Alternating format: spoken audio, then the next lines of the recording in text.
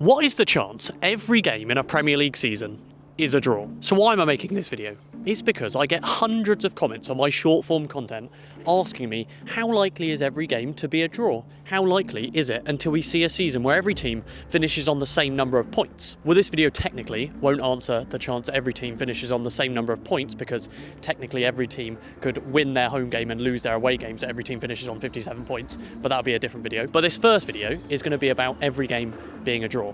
But first, how likely even is just a single draw?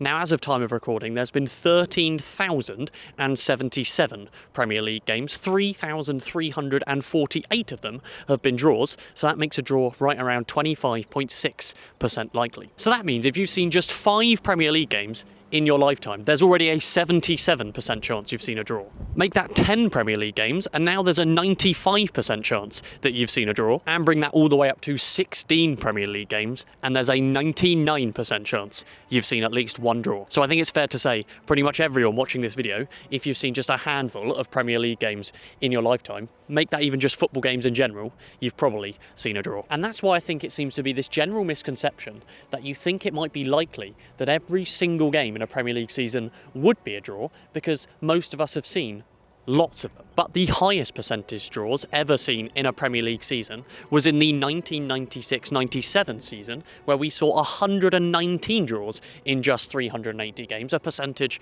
of 31.32%, so right around basically 1 in 3. So effectively, there was 3 draws at least every weekend in the Premier League. The most draws ever in a single campaign for one team obviously came during when the Premier League had 42 games per season for each team. That happened for Southampton, Man City and Sheffield United, where they had 18 draws in those 42 games. And the record for most in a 38-game season was done by Sunderland, Aston Villa twice, and Newcastle. And before I forget to input this, editor Aaron, you can put this clip in the right place. Bournemouth are currently on 13 draws in just 29 games, meaning they've drawn 44.8% of their games played this season. The record that I said earlier was 17 out of 38, which is 44.7%. So Bournemouth are on pace to maybe match or beat it. So if you've seen any of my content before, you know I don't just tell you the probability and show you how likely something is, but I also show you a real example of how this could actually happen,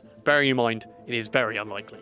And so how I've set this part of the code up to look for an exact example of a table in which every single game in a Premier League season is a draw, as it's going through every single game chronologically, one by one, starting with the first game of the season. I think that was Liverpool versus Bournemouth. It simulates that game until it's a draw. It fixes that game at a draw, whatever it recorded. It could be a 0-0, it could be a 4-all, then moves to the next game, simulates that until it's a draw, and so on. And so we're left with a full table of predicted scores that show it all being draws. And so that means, at least in theory, the team that would be Premier League champions would have scored the most goals, basically, in those draws. The team relegated in last place would have just scored the least goals in the draws. And I should say now, there were no 5-all draws in the season I'm about to show you. The most were 4-4 draws. In fact, the only 5-all draw in Premier League history was during Sir Alex Ferguson's final game in his 1500th game, where Man United and West Brom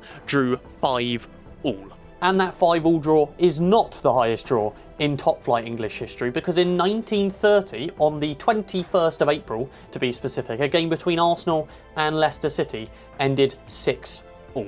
So what does the table look like? I'm going to go to split screen mode now. Hopefully I've learned how to do that. So yes, Fulham somehow win the Premier League title. They don't lose a game, but they also don't win a game.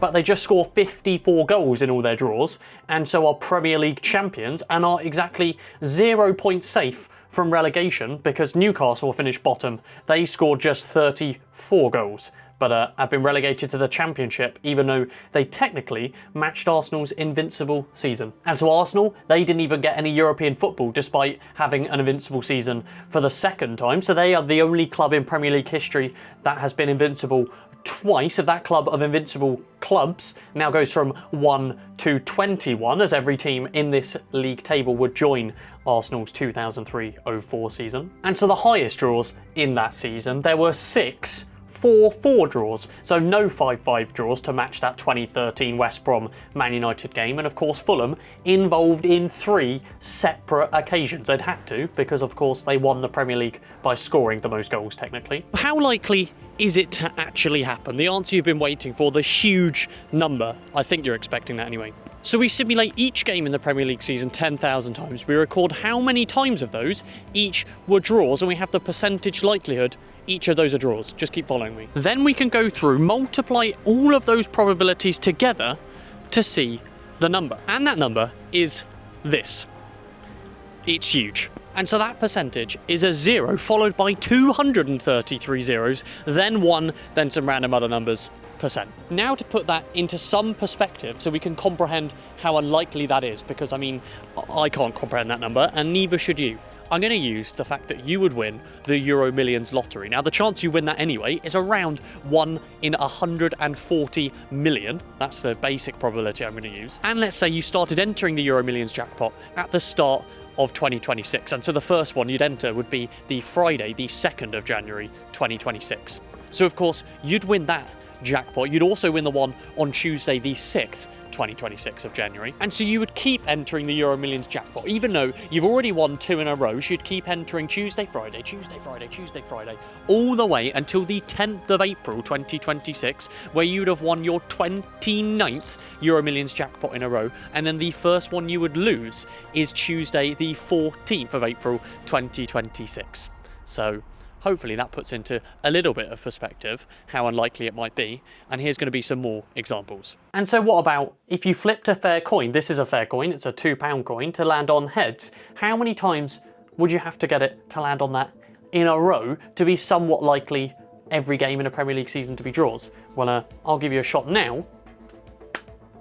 It landed on tails, so unlucky. Finally, heads. Now I only need to do that 783 more times in a row for it to be about as likely as me seeing a simulation which has every game in the Premier League drawn. And just to prove it, tails already. So next example, let's say you've got a normal deck of cards. Now there is 52 in here, you're gonna have to take my word for it. You shuffle them up a little bit. I haven't put these in any order, I'll do a very quick shuffle. And now I ask you to pick out one particular card in a row. Let's say the Ace of Spades. We'll go for it like this. Here we go. Close my eyes. This card. Okay, well, it was the Ace of Hearts, pretty close, but not the one we're looking for. Let's say you did, though, pick out the Ace of Spades. You'd need to do that, reshuffle the deck, pick out the Ace of Spades again, and only that another 137 times in a row to make it 138 Ace of Spades pulled from shuffled decks in a row. And now imagine you're a decent penalty taker. You score 75% of them on average, let's just say. If you're a really good penalty taker, you know, a Cole Palmer, you might score more. But it's like you then scoring a penalty consistently in a row, every single one you take, for 1,890 penalties in a row.